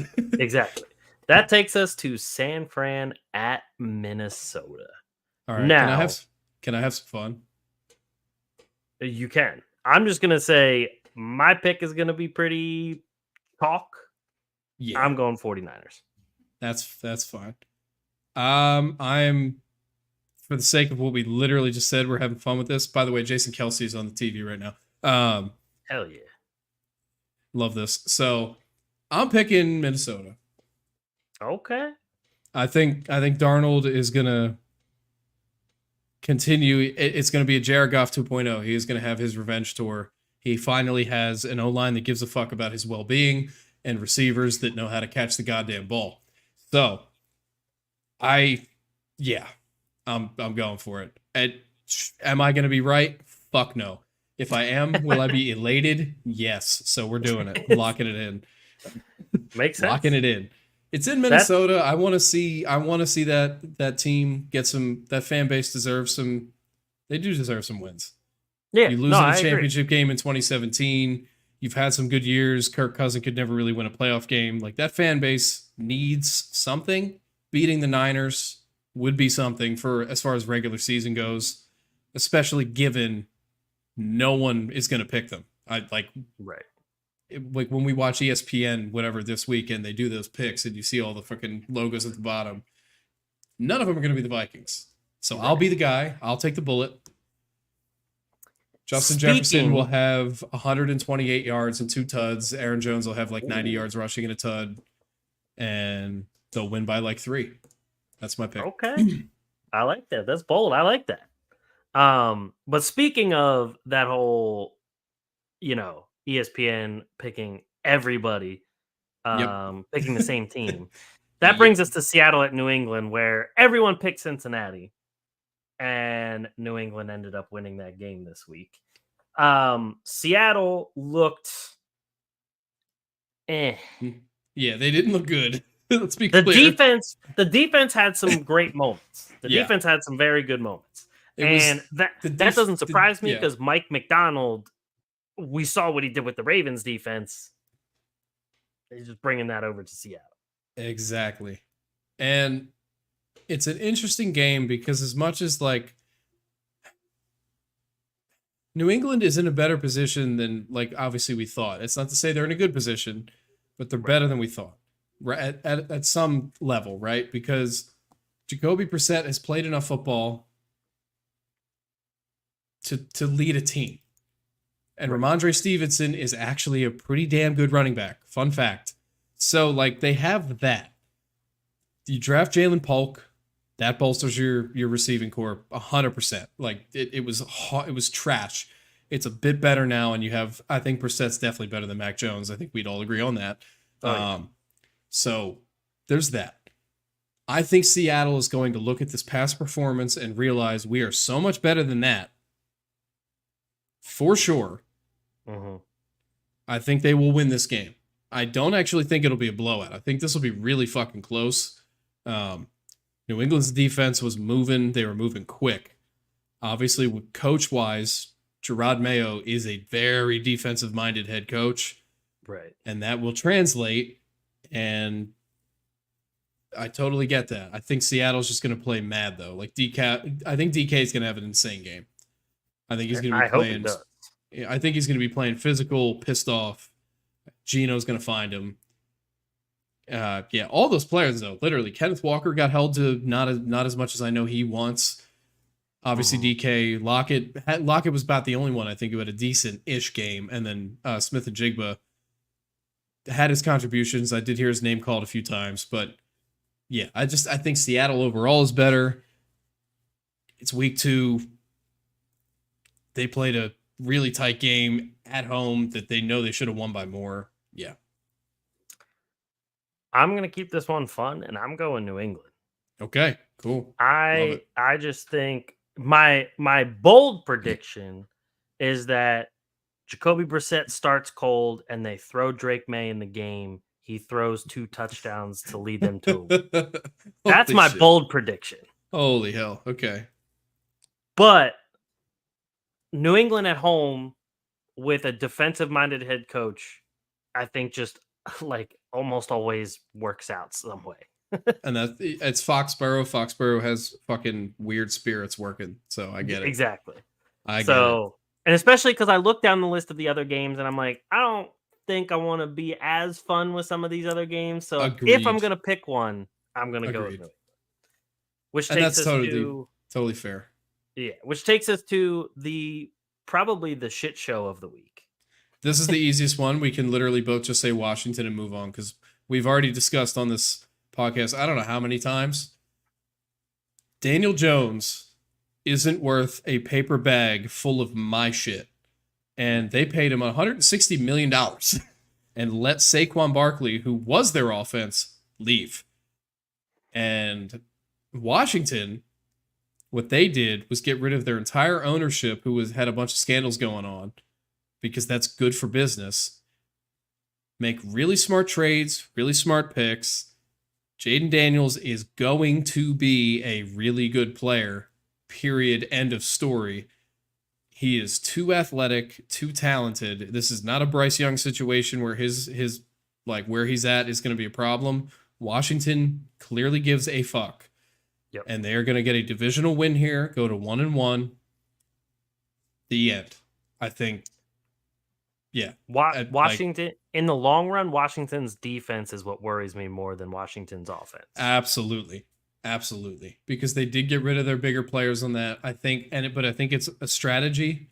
I think they'll be happy with the duo of Jaden Daniels, Terry McLaurin, and just add to that when they need to. Right. And they will then, and even Austin Eckler, we cannot overlook him. If he stays healthy, that dude is a damn good football player. And Brian Robinson Jr. has been solid. And Luke McCaffrey, rookie. Yep. Obviously, I think we've heard that last name before. There's a reason for that. They are, like they have veterans to train up the young guys. Like they're in a good spot. I hate it because I'm an Eagles fan. Don't want Washington to get good again, but here we are. Right. Yeah, I think I said it in our like postseason predictions. I blatantly said they could be a team that absolutely gets a wild card spot once they figure it out. Yep. Playing on the road in Tampa Bay when they were healthy, because obviously Winfield's out now. That is a tough thing. Yeah. And Mike Evans was balling, and he wasn't dropping a motherfucking ball that was anywhere near him. So it is what it is. He made St. Juice look like a child. And he does that to a lot of people, but especially on that day. Yes. So that takes us Uh, to another game where I think I know both of our answers in Chargers at Carolina. Chargers. Carolina sucks. Next. Yep. Holy That's really shit. all we need to say. So, moving on. Cleveland at Jacksonville. A much more interesting game. Hell yeah. Um, Because this is another game I actually look at that matchup and I don't know. I don't know. Agree. And I want to give benefit of the doubt to Cleveland's defense again. However, Cleveland's offense is the thing that I just keep coming back to. Yeah. And Jacksonville's defense wasn't terrible last week. Agreed. Absolutely so- agreed. So it's tough. Yeah, and like Brian Thomas played well. ETN was okay. Tank Bigsby actually had a tremendously efficient running game in week 1. And Christian Kirk like didn't even do all that much. Neither did Evan Ingram. So like you still got 2 other guys that can give you more points. Kirk didn't have a catch. Yeah. Or he had So, one like- catch. He had but that's what I mean. It's like you have to weigh this, right? Is Cleveland's offense going to look better this week, or will Jacksonville's look better this week? Because in my opinion, if Jacksonville's looks better, they win this game. Oh yeah. If the target share is better, if the play calling is more diverse and efficient, they have the home field. But then I look at Cleveland too. I'm like, I know damn well that defense is going to be really mad at the score last week, especially at home. And now you have to go on the road. I'm going to pick Cleveland. I've locked that in mentally because I think they know damn well they can't lose it. They can't go to 0-2. And I think the defense carries this shit. And it's painful because you and I agree on this. If Deshaun Watson literally just had a decent game, they would just win a lot. Right. Like if he just avoids being bad, they win a lot of games. Game manager. Literally. They would win more. And that's where we're at. It's like, but Trevor Lawrence doesn't do shit for me still. Yeah. And I'm just going to take Cleveland on hunch. I am taking Jacksonville for 2 reasons. 1, Deshaun Watson sucks. 2, I still agree with that. 2, fuck the Browns. Okay. And that's my whole thing. Fair enough. I also agree with both of those things you said. Literally, like, fuck the Browns. Deshaun Watson can go to prison. I still think they win this game because Myles Garrett is just going to probably murder. He's gonna first degree homicide Trevor Lawrence at some point. And that's going to be unfortunate, but it is what it is. There's one thing in my household that I know, and since I'm a Ravens fan and my wife and her family are Steelers fans, it is fuck the Browns and fuck the Bengals. Fair. So that's Valid where that and comes fair. from. So this next one's Rams at the Cardinals. I picked the Cardinals over Buffalo last week, and it was close. They should have won the game. Oh, by far should have won the game. Marvin Harrison, we talked about this, didn't really do much. James Conner played well. Michael Wilson dropped a couple balls that were very catchable and probably could have changed a few things on that drive. Yeah. Greg Dortch actually had a very good game. And then Trey McBride played okay. Like he was decent. As far as the Rams go, yeah, we saw what happened against Detroit, losing in overtime. However, Puka Nacua is out for the next 4 games. He was placed on the IR. Now, Tyler Johnson, I think his name was, filled in admirably in that game against Detroit. Go. Pizza. Eat. Detroit's defense. Fuck you, Kylie. Go ahead.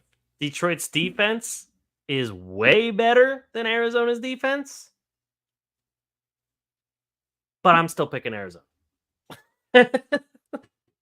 My pick is also Arizona for this game. Okay. Just Dude, Marvin Harrison has to be better. I don't like how you came out here and whined about being hungry on my live broadcast. Go away. So that takes us to Pittsburgh at Denver. Now, we saw Pittsburgh's defense. Not just their defense, but we saw TJ Watt just absolutely blow up the entire game. Yeah. Now he plays a rookie quarterback. Yeah. Yeah, I'm taking the Steelers. So am I. I think this. Yeah. This, I saw this one and was like, that this. It felt kind of like a gimme. I don't care. It's in Denver. I don't either. There's those guys. There's special once a generation people that show up and are absolute just game breakers, game wreckers. He's one of them. And he has backup, and that's the part that's scary. So, and like this next one, this next one, I'm already mad at myself, but I know what I'm picking. I just want to say he should have had 2 more strip sacks that were called back due to penalty, which is terrifying. Agreed. But yes, you referenced this Cincinnati at Kansas City. The way you said that, I feel like you're about to pick the Bengals. No. Okay. I like the Bengals. They're going to lose this game, and I don't think it's going to be close because I think T. Higgins is out. Yep. And that's kind of a wrap. So, yeah, Chiefs by however many points you want. Period. I'm also going Chiefs. Unfortunately. So. Yep. Chicago at Houston.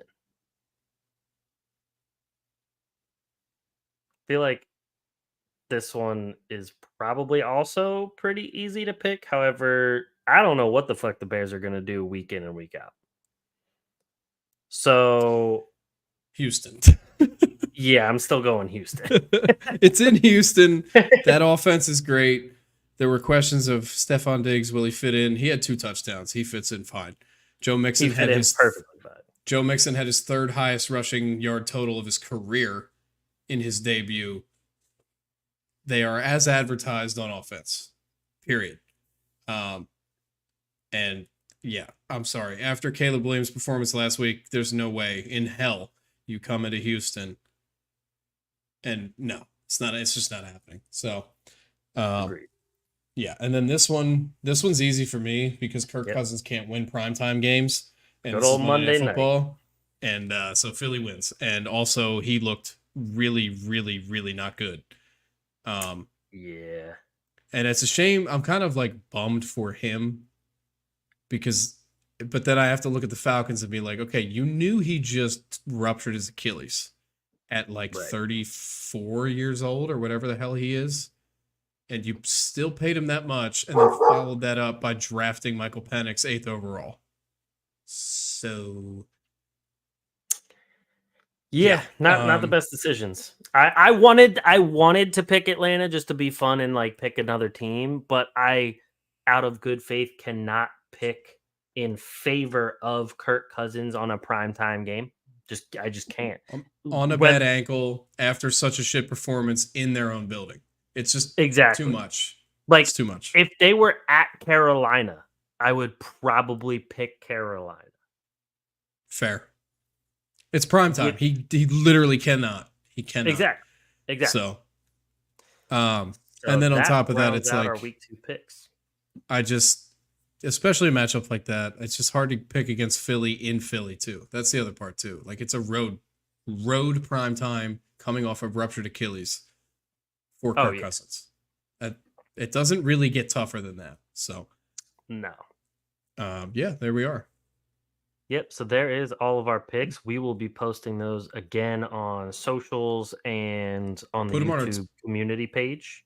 Put them on our Twitter too, since we have it now and it's rolling. I saw you used it today, so that's good. Yeah. And we'll put the Twitter in the description as well. So if anyone is on there, you can follow us on Twitter. We also have posted this on like our Instagrams and all sorts of things. So if you follow us on there, check those out. I'll post the update to the week 1 picks once the Monday night game is over, so we can see how we did You for want a that. peanut butter and jelly? Yeah, I'll make it. Just give me a little time. But You said you were gonna so be good. with that being said, I think that pretty much takes us down to the I'll have my end. headphones in 1 sec, Alex. Just so Yeah. Pretty much takes us down to the end as far as the Monday night game goes. We are back in action on there. Juice Check actually just caught I'll a make it when I'm huge done, okay? pass. And the 49ers are Soon, within bitch. scoring Stop it. distance Stop again. it. Stop it. 49ers just got down to like the 2-yard line, it looks like. Juice Check. Yeah. That was a really nice catch. Agreed. Especially for a fullback. Now he's a unit, and I know you know him really well because he was a Raven. So I hated losing it. We all like him. He's one of the few 49ers I like. Yeah. Oh well, that run didn't do shit. Anyway. Nope. So I'm gonna follow up with what we did last week, if that's cool with you. We're gonna the grid. Yeah. Yeah, sounds good to me. I think it's just fun. We can cap things off with that. This one seems kind of tough. Green Bay and Seattle. Yeah. I think there's a defensive player that I'm missing here. For those that might be listening on audio platforms, by the way, we're doing the Immaculate Grid. If you want, you can watch on YouTube. We're on their Sideline Specialists. Check that out. Ooh, Otherwise, I got a good one for the Texans. I'm on green. Oh, bam! Forgot about I'm on green. Bam! Touchdown Jordan Mason, by the way, 5-yard rushing touchdown. Ooh, I did a FanDuel lineup tonight, like one of the daily fantasy things that I had him. Oh, there you go. He was cheap as fuck because they didn't know McCaffrey was out. That works big time in your favor. Yeah. Let's see. Oh, Brandon Cooks for your Cowboys Texans. Oh yeah, that's a good one. Boop. There's someone in my mind for Green Bay Seattle, and I can't pinpoint his name. I at first was gonna say BJ Raji, but I don't think he played for Seattle. I don't think he did either. But there definitely has to be like I feel like there's a running back that's in my head that played for both. Wait a minute. Hold on. Homie,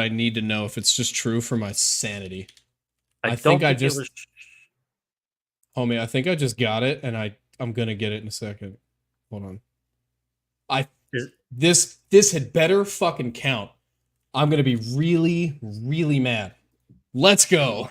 Oh, Matt Hasselbeck. That's also a good one. Let's go. Okay. I won't cheat again. I knew it was right, but I needed to confirm it because he started with Green Bay. Yeah. And that's why it was throwing me off. Green Bay and the Rams. Green Bay and the Rams. That's another tough one. Dallas, Seattle.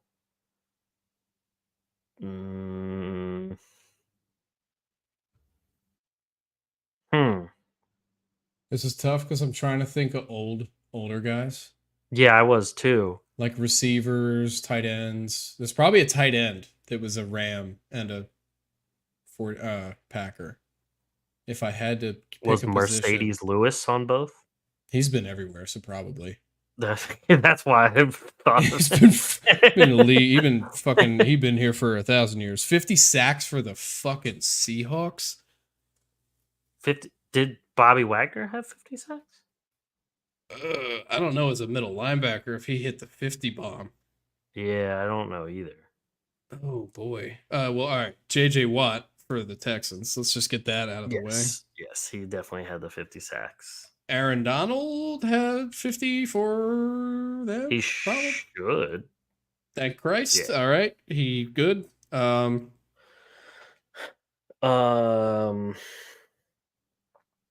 Did Jack Youngblood play for the Cowboys and the Rams? I do not know. I'm not sure about that. Was he the Ram for life kind of guy? Rams and Green Bay did just talked about him. The running back that the Rams drafted not that long ago, he bounced around to some teams afterwards. Wow, I'm drawing a blank. I'm drawing a blank on his name. The Rams drafted him? Yeah, we were just talking about him not too long ago too. You said the Northern Illinois coach coached him. Oh yeah. I don't think they drafted any. No, it was the Chargers drafted him. Was it the Chargers? Well, Gordon. I know. Didn't he go to the Rams at some point? Maybe. No, I'm thinking of the Broncos. Never mind. Where's Cam Akers these days? Really deep on somewhere. He's really deep on somebody's depth chart, which was shocking. All right, I cheated. Houston. Yeah. He's a Texan. He's a Ram and a Texan. Yeah, which is really unfortunate. There's probably players we're missing that are really easy, which is why it's annoying. Because there always is. There always is. Exactly. And especially with Rams Dallas.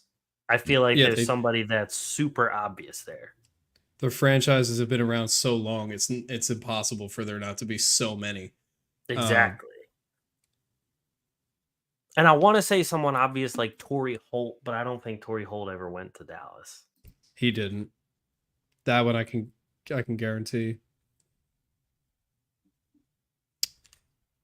I have to search this guy for my sanity. Hold on. Okay, thank God. What about Richard Sherman? Never played at Dallas, right? No. He went Seattle 49ers retirement. Okay. Sean Alexander was a Seattle lifer, I thought. Ooh, fuck. Hold on. I might have pulled a Legion of Boom name. 1 second. Hold on. I need all these names. Okay. 1 second. I might have pulled my brain may have pulled one. I need to see. Okay.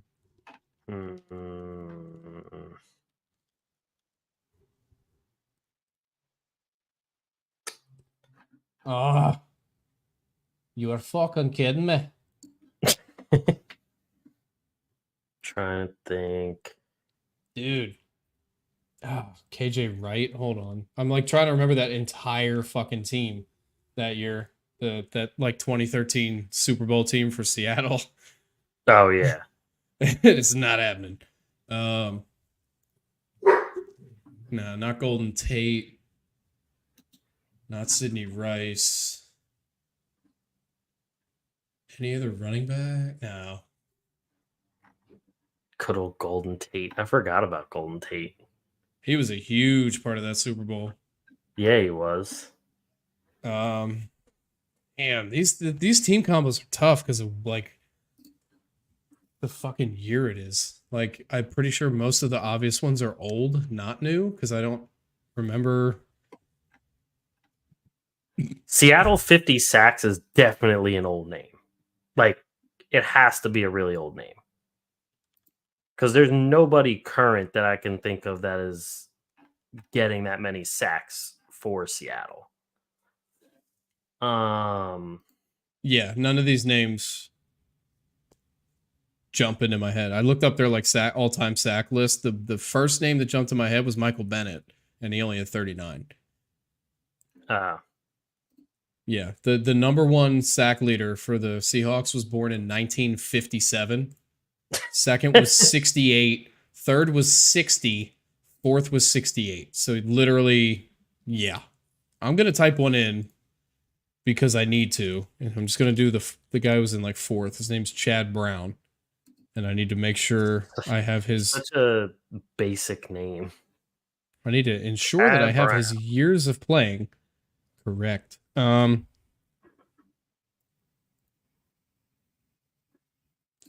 This is unfortunate because both of them started playing the same year, but I'm going to pick the one with the longer tenure because the sack count that high has to have had longer. There it is. Okay.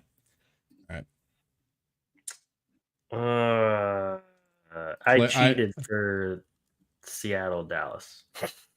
Okay. Was there anybody on the list that we should have gotten? Well, no. I actually looked up this running back because I had a hunch, so I Okay. just looked it up before I said anything, and it is right. It's Julius Turbin? Jones. Okay, I just saw a list and there's a bunch of running backs that I recognize. I see Julius Jones on this. Kristen Michael, I remember him, and Robert Turbin, I remember him. I just remember Julius Jones because he was like Seattle's #1 running back for like a year or two. Fair enough. I'll lock it in.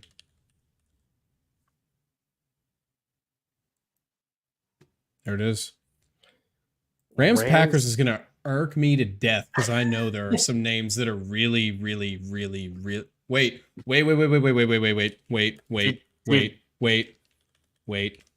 Matthews. Clay Matthews. Yep. Clay Matthews. Boom. Done. I was just about to ask if Donald Driver played for the Rams. No, my brain got there. I finally saw his stupid face in a Rams jersey in my head. Cowboys. By the way, Rams. Donald Driver only played for Green Bay. Yep. He was a lifer. Yeah. Rams and Cowboys. He was a defensive end. They brought him in. I think it was close to the Super Bowl year. It might have been the Super Bowl year. They brought him in to team him up with Aaron Donald. Oh, I can't think of his name. I think I'm about to cheat because I can't think of his name.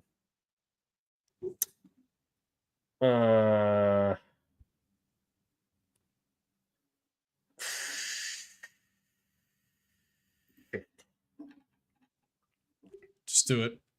Yeah, that's what I'm about to do. Defensive stats. Where are you? There you are.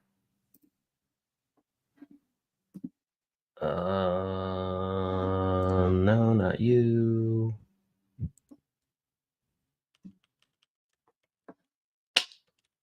Where? Maybe it wasn't that year?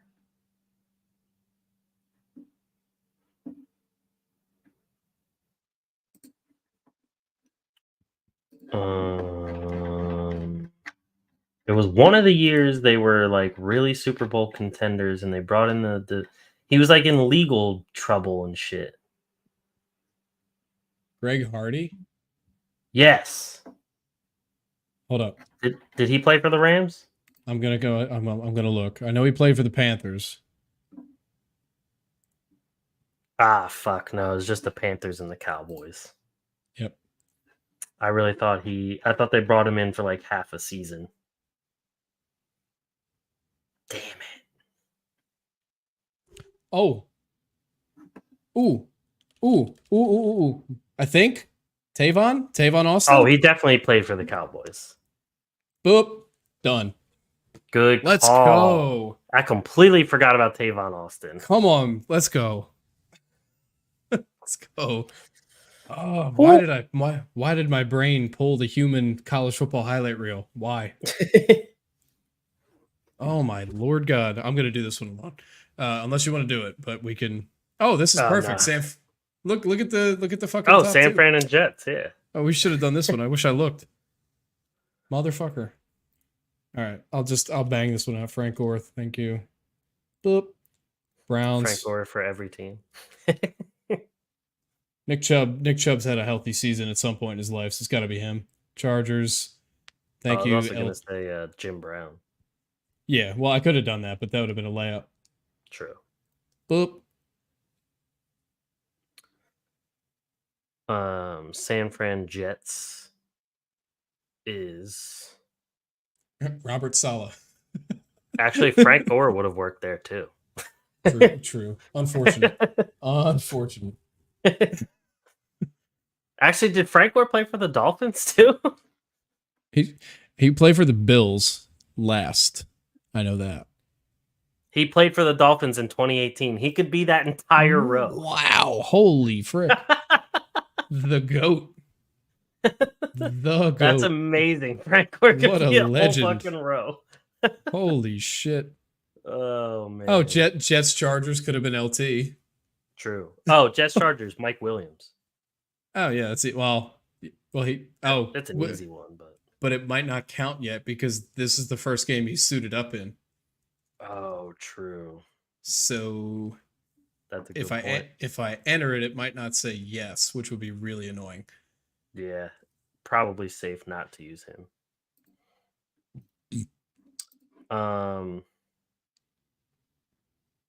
Yeah. Oh, Kellen Winslow? Ooh. That's got to be a W. 100%, right? The older one, not wait, the Older. Kellen. Fuck. It might be the young one. It's for. It might be. Oh wait, no. It might. The younger one is Cleveland Jets. Oh, okay. So all right. So older one. Nope. Neither one apparently. No, Cleveland and the Jets was the younger one. Ah, okay. So I'll type it in again. So there it is. 1%. Lol. I don't know why his name popped up in my head. All right. I'm gonna here. I'll stop sharing. Yeah. There But we all go. right, We can close that is it out. for us this week. We will catch you guys next week. We'll have plenty of the same thing with the NFL and college football. We'll probably have more news for baseball and other sports as well as those progress. And we'll talk about those when they come up. So thank you everyone for listening, and we will catch you guys next week. Peace.